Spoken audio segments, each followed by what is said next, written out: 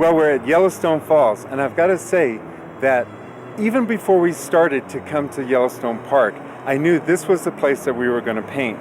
This is red rock, and you actually have to hike down. And the reason why I'm so excited about this place, this is the actual place that Albert Bierstadt and Thomas Moran painted. So I knew that it would make for a perfect composition. So without further ado, let's go ahead and get started. Now this time, I'm going to do something a little different. I'm going to sketch the entire painting with blue.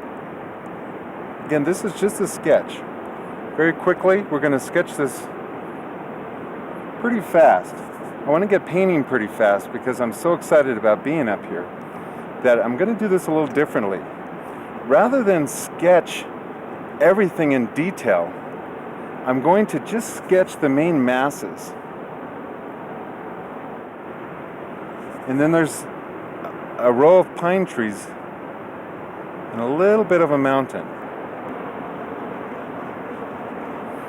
Now this area in here is all going to be in shadow. It's going to actually frame my painting. So I'm going to put a very quick wash of cobalt blue.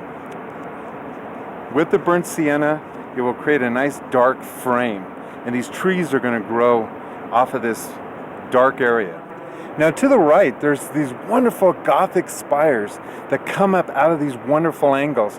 So let's put one of those in. It's a little obstructive from where I'm at, so I'm actually going to remove the tree that's in front and bring it out into my painting just all by itself. And we're ready to start painting. We're going to have just a little bit of sky showing through. This is just cobalt blue and white. Okay, now with my sky done, we're going to start working on the next row of mountains. These mountains are fairly close, so that we don't have to worry about a real soft value. These trees are far away, and there's just a real soft edge.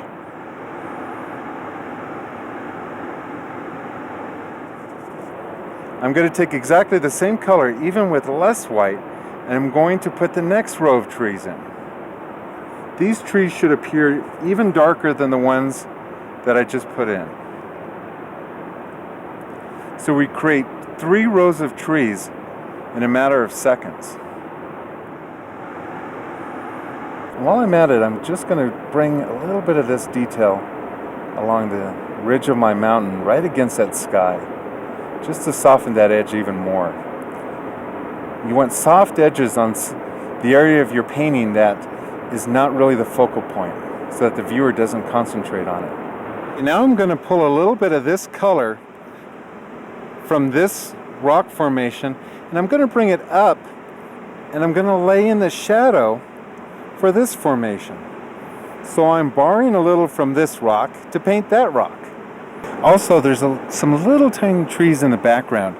So what we want to do is we want to very lightly just hit the fan brush onto this wet paint and create little tiny trees on the background mountains.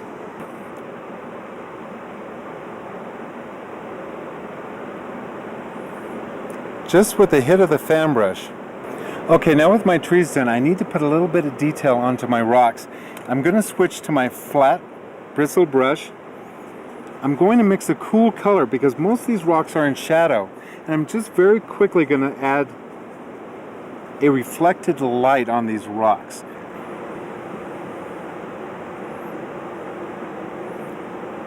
Now notice the blue. Now in close-up this seems very, very bright, but in contrast to the rest of the painting, this is cool and it's actually dark. Okay, now I want to put in a few little bushes, so this can just give the illusion of bushes and shrubs. Now with that done, we're ready to sign the painting. So I'm going to switch to my small signature brush, and we're going to conclude this wonderful day at Yellowstone.